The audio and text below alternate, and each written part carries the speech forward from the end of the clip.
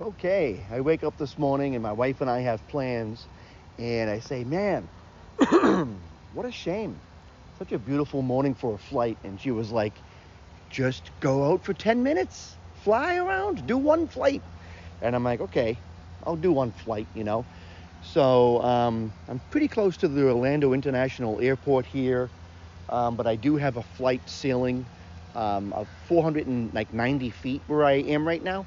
Interestingly, you can only really go 400 feet anyways, technically. So I'm going to take off, and I'm going to bring this sucker up.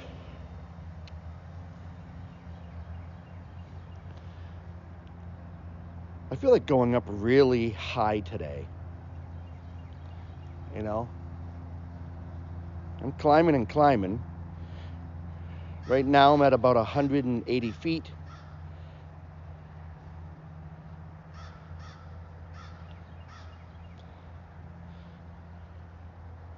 All right.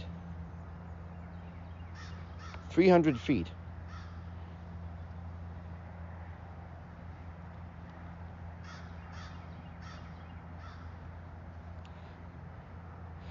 And right here at 300 feet, I feel like I'm making sure there's no trees between me and the drone. And I feel as though this is the perfect height. There's a plane behind me, and the planes are coming down actually really low right now. But I feel like at the height that I'm at right now, I feel like it's a really good height to maintain line of signal between the drone and me. So I'm at 300 feet altitude. My distance is about 1,500 feet. I have 5 bars of radio signal. And the other day I took a flight over to Wawa, and I noticed something interesting in the grass over here. Oops, I'm running out of radio signal. Let me go up a little bit. Let me go up to about 400, which is like the limit that I'm allowed to go, and especially being this close to the airport. Oh, I might lose radio signal. I'm a half mile out. And this is the field next to Wawa. And if you look down, oh, I'm losing radio signal again. Let me just stay where I am. If you look down, it looks like someone went into the field and just had a blast with their car. It looks like they were driving around or something. Or maybe they were doing work. Who knows? You know? But yeah, I'm 2,597 feet out. I have 3 bars of signal. I mean, there's a lot to see around here. Look at all that undeveloped. There's so much undeveloped land, especially in this part of Orlando. Wow. Let's see if I can cross the road there.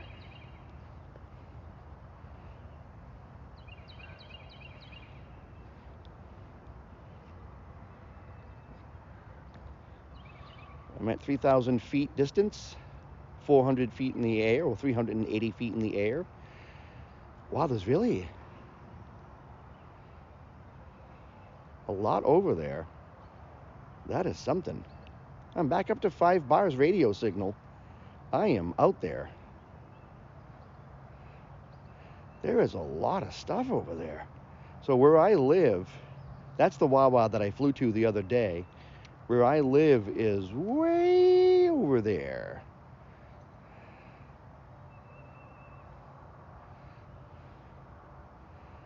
This is something. I mean, we are up there right now. I didn't even know there was a development over here, but there is. Oh, losing radio signal. I'm at 3,500 feet out.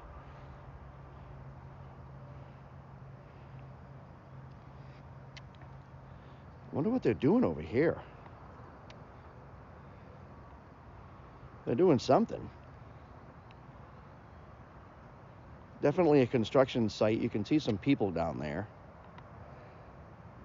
Oh no, those aren't people. Those are just big boxes. Yep. Man, it is just like uncharted territory. This is a part of Orlando that not a lot of people go to. That's where Econ essentially ends. All right, I am approaching a mile out, and I have 5 bars right now. I don't know why the radio signal has gotten this strong. All right, so let me return home because I actually have plans and I got to go out with the wife. Go home.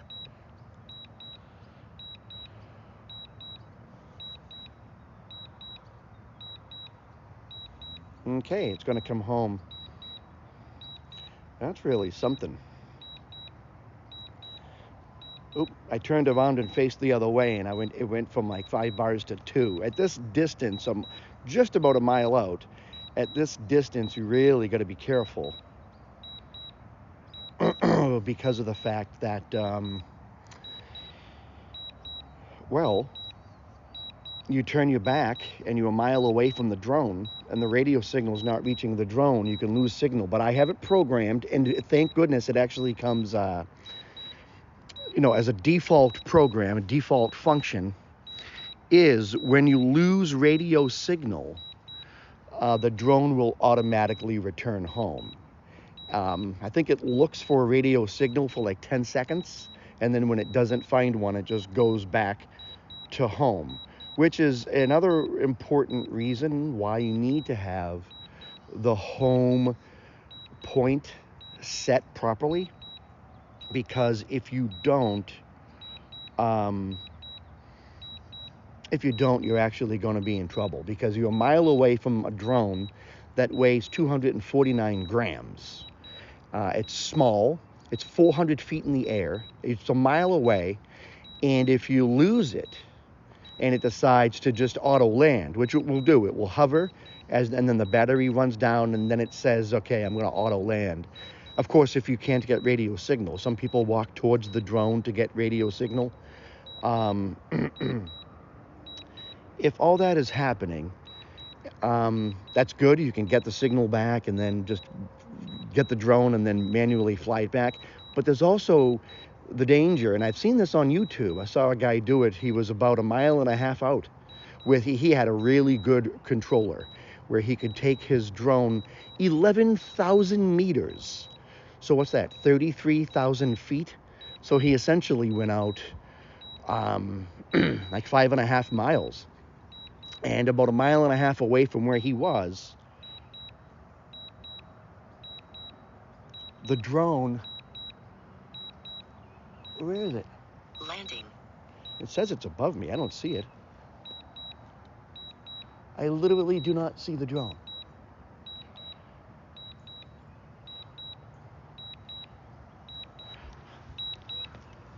Oh, there it is. Wow, it was so high I didn't see it.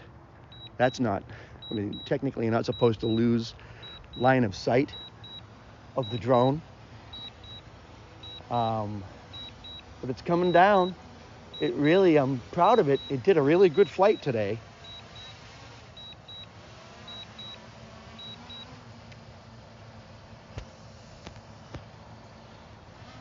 Wow. And here we are, we're back. Okay, obstacle avoidance was on. So, and you can shut it off for a flight like this. In all honesty, if you start the flight and just bring the drone up 400 feet and then fly out a mile, what do you need obstacle avoidance for? There's nothing up there, No man-made structure is going to be up there unless you're in a big city. And even if you're in a big city, the buildings have to be over 40 stories. So if you're in a big city but the buildings are 30 stories, 20 stories, you're still okay 400 feet up in the air. Anyways, I have plans with the wife. We got to go out. I'm going to go ahead and land this puppy. And that's it. That was this morning's flight. Artie Astor signing off.